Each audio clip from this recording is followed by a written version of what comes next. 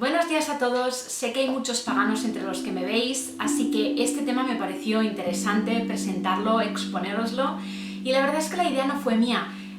A raíz de un comentario que me hizo una seguidora, ella me expresaba sus dudas, su confusión y me hacía algunas preguntas. Entonces pensé, oye, ¿por qué no responderlo en forma de vídeo, así podrás ayudar a más gente? Entre eso y que yo ya había visto con anterioridad algunas cosas, algunos consejos que no me parecían del todo adecuados, decidí pues ponerme manos a la obra e intentar pues aclarar algunas dudas. Así que ya sabéis, yo soy Judith y bienvenidos a Viterna.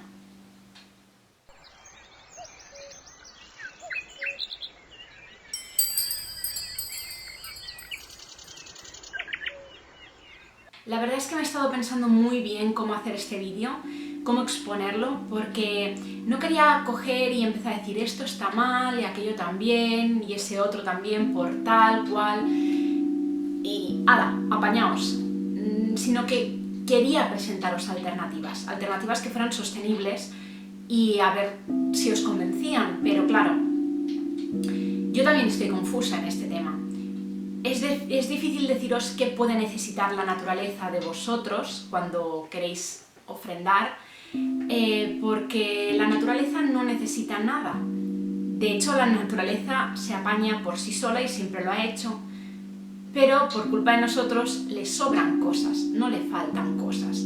Así que yo también estoy confusa con este tema, y también es un tema que yo me he planteado. De modo que me aventuré a preguntarlo por Instagram y muchos de vosotros me disteis respuestas muy buenas y me sorprendió porque la verdad me esperaba cosas tremendas y vais todos muy bien encaminados, hay que decirlo. Yo me he apuntado todas estas respuestas que me habéis dado y empezaremos con las cosas que yo creo que pueden perjudicar al medio ambiente y finalmente acabaremos con todas aquellas ideas que nos habéis dado y que tengo yo también de cosecha propia, y entre todos así nos ayudamos, nos nutrimos y aprendemos. Me veo obligada a hacer una aclaración en este vídeo, y es que tal vez con lo que yo os vaya a contar esté llevando las cosas al extremo, ¿de acuerdo? Poniéndonos en una situación extrema para que podáis entender bien la repercusión que tienen las cosas. Esto no significa que con los actos que hayáis hecho vosotros vayan a causar necesariamente esto, porque si esto no fuera un vídeo de ofrendas, yo podría dedicarme mucho más a explicar con detalle por qué ciertos actos pueden desempeñar en ciertas repercusiones. Pero como no quiero desviarme demasiado del tema, que ya me suele pasar, voy a intentar centrarme en básicamente esto puede causar esto puede causar esto, etcétera, etcétera, para que seáis conscientes y que toméis conciencia más allá de que yo os diga, mira, esto puede dañar el medio ambiente, que vosotros entendáis por qué. Simplemente aclarar también que no quiero hacer sentir mal a nadie con esto y tampoco estoy intentando decir que yo sea perfecta. Yo también estoy muy confusa con este tema. Somos humanos, cometemos errores, pero una vez tomamos conciencia de algo, es responsabilidad nuestra saber cómo tenemos que abordarlo. Por lo tanto, solo pido responsabilidad a partir de ahora para que decidáis vosotros, por vosotros mismos, qué es y qué queréis hacer. Yo sé que es con muy buena intención, pero por favor no ofrendéis semillas. No sé si habéis oído hablar alguna vez de lo que son las especies invasoras o alóctonas. Para resumirlo de manera rápida, las especies invasoras o alóctonas son aquellas que están en una zona que no es su hábitat original y que no han llegado allí por su propio pie, es decir, no se han expandido, sino que han sido introducidas en un ambiente. Por ejemplo, una jirafa en Europa es una especie alóctona, ¿de acuerdo? Evidentemente no hay jirafas en Europa y no contamos las especies del zoo. Una especie invasora además tiene un carácter peyorativo, ¿de acuerdo? Porque está causando un problema. Hay diferentes grados en los que una especie se puede introducir y si llega a causar daños se le considera que es una especie invasora. Pero básicamente la cosa es que nosotros tenemos un problema enorme con las especies invasoras.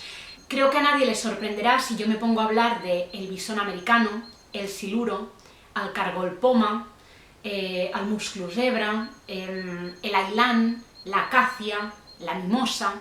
Todas estas especies, tanto animales como vegetales, no son de aquí y algunas crean problemas muy grandes. ¿Por qué? Pues generalmente estas especies, una vez se introducen y empiezan a reproducirse, no se ven afectados por ningún depredador natural. Entonces, digamos que crecen indiscriminadamente. Además, están ocupando un nicho ecológico que no les pertenece. Es decir, están ocupando un espacio en ese hábitat que tendría que ser ocupado por otra especie. De hecho, suelen desbancar a estas especies de la zona. Esto suele pasar normalmente cuando el hábitat ya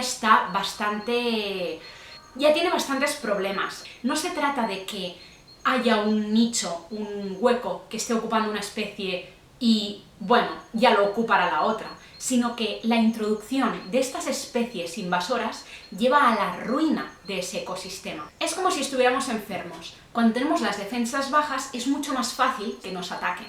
El problema de esas semillas es que no sabemos de dónde vienen, no sabemos qué son, o a lo mejor sí, que vienen de un vivero.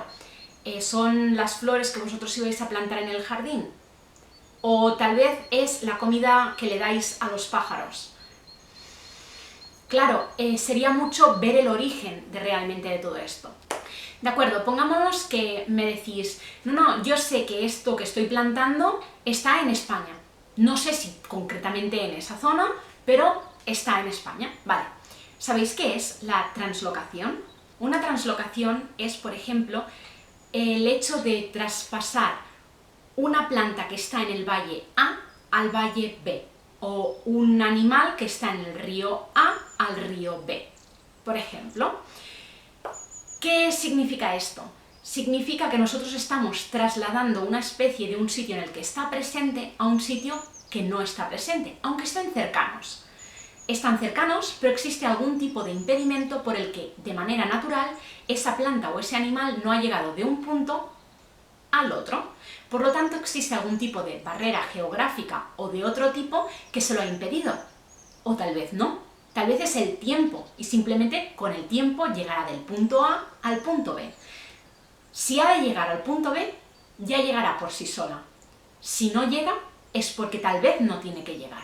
Entonces, cuando nosotros estamos haciendo y poniendo donde a nosotros nos place, estamos alterando, evidentemente, el medio ambiente. Voy a poner un ejemplo con un animal para que lo entendáis mejor. Veréis, existe un tritón muy interesante que se encuentra en Europa y que su límite de distribución de área está en el Pirineo. Eso del límite de distribución de área significa que la zona más extrema en la que se encuentra es ese punto, ¿de acuerdo? Es decir, se expande por toda Europa y habrá un punto en un lado de Europa que es su límite de distribución de área y en la otra punta, pues otro límite de distribución de área, que concretamente es en el Pirineo.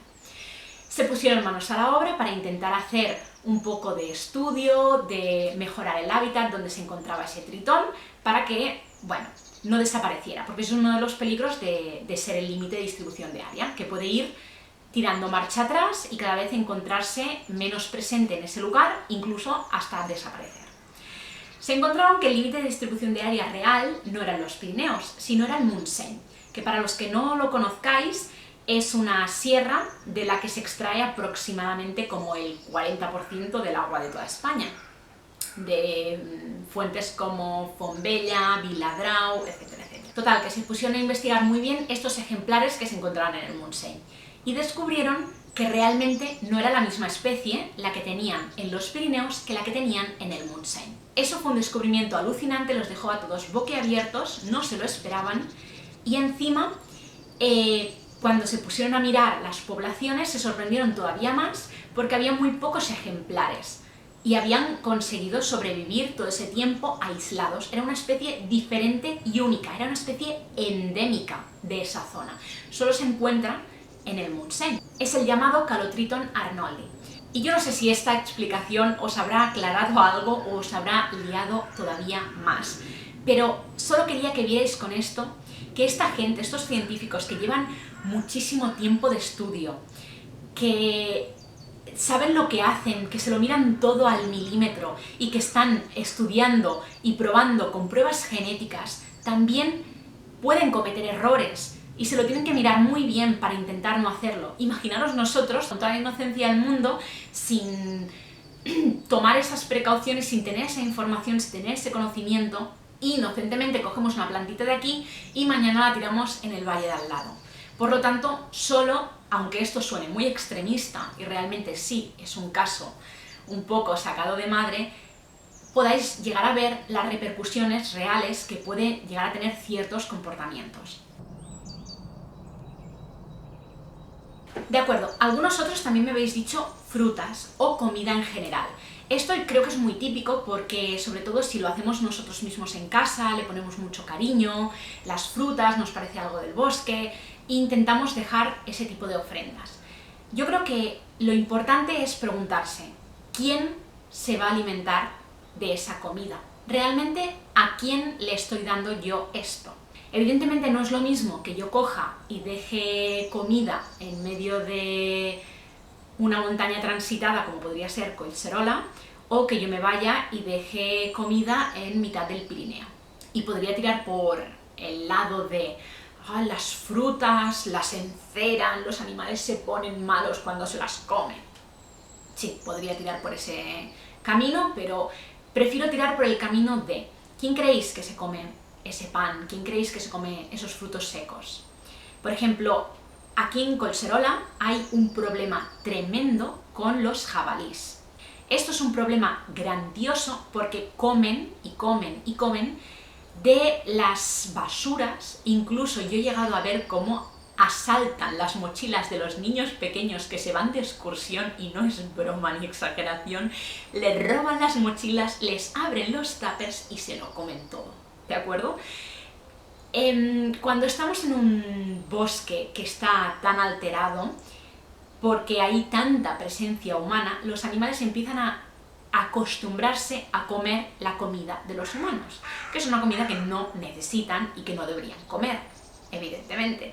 Yo creo que todos tenemos en la cabeza ahora mismo al oso Yogi robando las cestas de los campistas que se van a Yellowstone. La cosa es que esta población está siendo engañada con la fantasía de que hay más comida disponible de la que realmente hay. Si yo tengo mucha comida, lo que voy a hacer es reproducirme mucho más.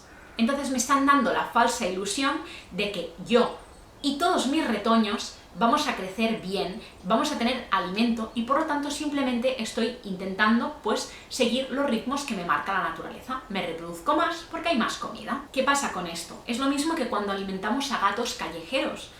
Si nosotros los vamos alimentando y alimentando, estos se reproducirán, pero dependerán exclusivamente de nuestra comida. Y si no pueden alimentar a todos sus retoños, a todas las crías, estas crías morirán de hambre. Estos animales morirán de hambre. Por lo tanto, en realidad nosotros no los estamos ayudando, porque ellos saben muy bien regular qué años pueden criar y qué años no deben criar. Y lo saben muy bien, pero si nosotros les ponemos comida, les damos una ilusión falsa. Por cierto, me adelanto a si alguien me dice que entierra la comida para que, bueno, se nutra la tierra. Pensad que los jabalíes son expertos en revolver el suelo y que tienen un olfato privilegiado, lo remueven todo y si hay algo ahí, lo van a encontrar. Por ejemplo, también podríamos estar hablando de un comedero de pájaros. Los comederos de pájaros se pueden encontrar incluso en parques naturales, donde son los propios organismos del parque los que ponen esa comida y esos comederos para los pájaros. Pero lo hacen en unas épocas muy concretas. Lo hacen en otoño e invierno, que es esa época un poco más difícil para esos animales de encontrar comida y que no es época reproductora. Esto es muy importante. Lo hacen durante esta época de frío para ayudar un poco a esos animales, un poco. Pero no lo pueden hacer jamás durante la primavera o el verano porque son las épocas de reproducción y estaríamos engañando a esas especies, ¿de acuerdo? Diciéndoles que hay más comida de la que realmente hay. Y ahora que ya hemos hablado de lo malo, es el momento de hablar de lo bueno. Las cosas que me habéis dicho que me han parecido fantásticas y asombrosas, muchas ideas muy buenas, y lo primero que creo que es necesario decir es que la naturaleza no necesita más cosas. sino que les sobran cosas. Y esto nos lleva al tema perfecto de recoger basura.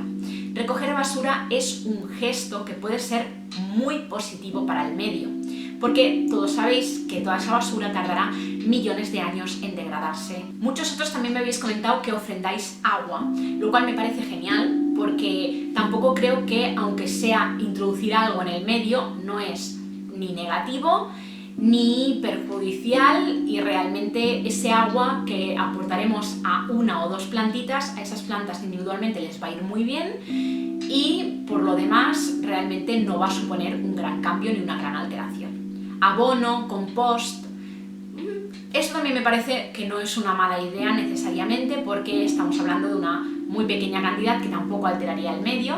Evidentemente, si podríamos pensar que esa tierra pudiera llevar algún tipo de semillas que nosotros no estamos controlando, bueno, tampoco voy a ir por esos caminos, porque en principio yo creo que una idea que os doy yo es ofrendar cáscaras de huevo, que realmente vosotros no ibais a hacer nada con eso, lo ibais a tirar a la basura, habéis aprovechado el huevo para coméroslo vosotros, y eso contiene muchísimo calcio, que es algo muy preciado en la naturaleza. De esta manera estáis aportando un poquito, y aunque esto pueda ser incoherente con lo que he dicho yo antes de aportar comida, yo lo veo ligeramente diferente. Pero eso ya es una opción que podéis tener vosotros. Muchos otros también me habéis dicho que aportáis sangre menstrual, que bueno, le aporta fósforo, nitrógeno y potasio a las plantas, lo mismo que un abono, algo puntual, no pasa nada. Y otra chica también me ha dicho incluso que se corta un trocito de su cabello y lo deja para aportar nitrógeno a la tierra. ¿Qué más? También una idea que me ha gustado muchísimo es la gente que me ha dicho que ofrenda el tiempo. Eso me ha parecido flipante. El tiempo en forma de arte, en forma de música, de todo tipo. Gente que me ha dicho que les canta canciones, que toca instrumentos, gente que me ha dicho que hace figuritas de barro, gente que me ha dicho que les dedica poemas, que les dedica escritos. Todo ese tipo de ofrendas pueden ser maravillosas. Y una cosa que me parece genial y que me dijo una amiga mía es diseminar las semillas de las plantas de la propia zona. Por ejemplo, yo voy paseando y veo que una caléndula ya tiene las semillas a punto de caer.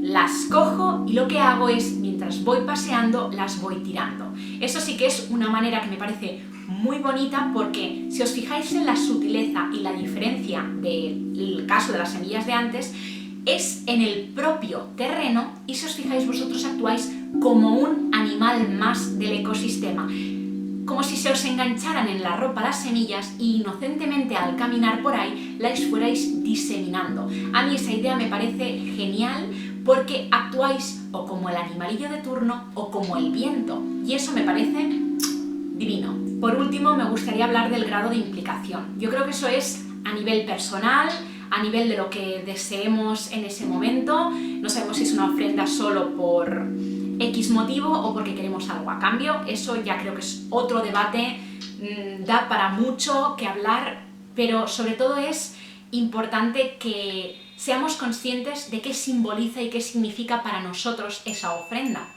Porque tal vez abrir la nevera y sacar algo que para nosotros ni nos va ni nos viene, que deje de estar en nuestra tripa, y ponerlo en el bosque, no significa un esfuerzo, porque recordemos que una ofrenda tiene una parte de esfuerzo importante.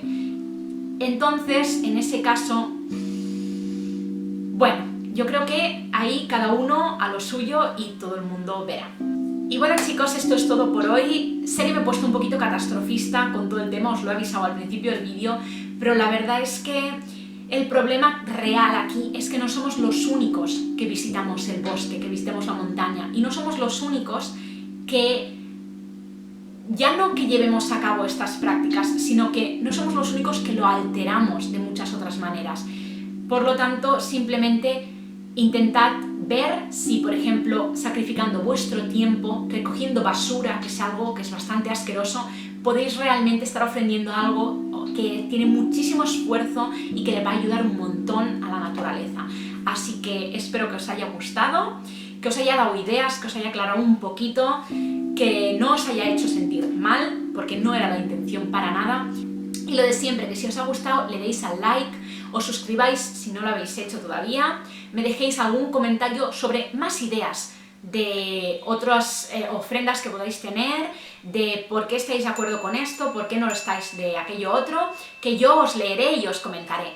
Y por último, si os he llegado al corazón, que me sigáis en Instagram porque aún quedan libritos, por cierto, aún quedan libritos de las plantas medicinales y si hay alguien que se anime y se atreva a comprarlos, que bienvenidos seáis, que encima ahora me estoy disponiendo a hacer envíos también al extranjero, así que animaros porque aún quedan ejemplares y van a ser los últimos que voy a dar. Y estará todo por Instagram. Nos comunicamos por Instagram y lo podemos hacer todo tranquilamente. Así que un besazo y hasta el próximo vídeo. ¡Adiós!